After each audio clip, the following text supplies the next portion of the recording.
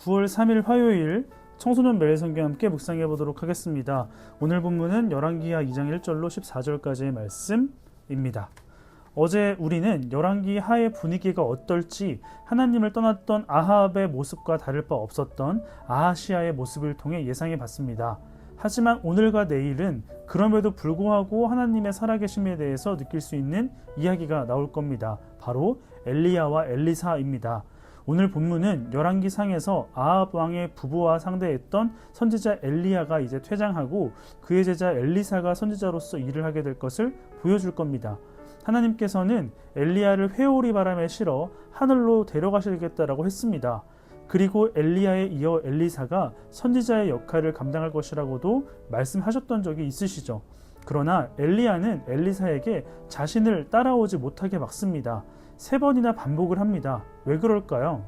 엘리사가 자격이 없어서일까요? 아닐 겁니다. 엘리야는 자신이 걸어왔던 길을 걸어가야 할 엘리사에게 앞으로 어떤 일을 해야 하는지 생각해 보라는 의미로 따라오지 말라고 했었을 것입니다.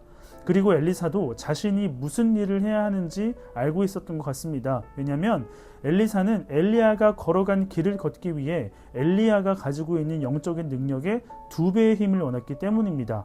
그런데 이 과정을 자세히 들여다보면 장소가 계속해서 바뀌고 있습니다. 길갈, 베델, 여리고, 요단강 모두 다 하나님께서 이스라엘에게 자신의 살아계심과 능력을 보이셨던 장소입니다.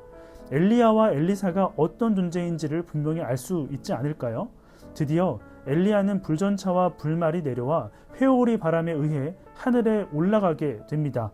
이 모습을 본 엘리사는 자신의 옷을 찢습니다. 슬퍼서 그랬다라고 했지만 그동안 자신이 입고 있었던 옷을 벗고 새 옷을 입어야 함을 의미하는 것입니다. 그리고 찢은 옷으로 요단강을 내리쳤더니 강이 갈라지게 돼서 마른 땅이 되고 그것을 건너갔다고 합니다. 마치 모세의 후계자 여호수아의 모습이 떠오르지 않습니까? 오늘 본문을 통해서 우리가 알 수 있는 것은 우리의 사명은 언제나 확인해야 한다는 것입니다. 하나님은 우리가 어떤 존재인지 언제나 기억해 주시는 분이시죠. 우리는 무엇을 해야 하고 어떤 도움을 받아야 하는지 하나님께 물어봐야 합니다. 여러분, 우리가 힘들어하는 이유 중에 하나는 우리의 분량을 모르기 때문입니다. 나의 분량에 넘치는 일을 하려고 하거나 내 분량이 아닌데 하려고 하기 때문이지 않을까요? 하나님께서 우리에게 맡기신 일이 무엇일까요? 엘리사는 엘리야가 했던 일을 했어야만 했습니다.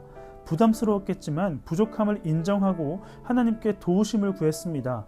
우리도 그리스도인으로서, 학생으로서 막연하게 생각하는 것이 아니라 무엇을 해야 하는지 하나님께 구해야 합니다. 이것이 엘리야와 엘리사, 더 나아가 믿음의 선배들의 역할을 이어서 우리가 하는 것이고 하나님의 일하심이 우리를 통해 드러나는 일일 것입니다.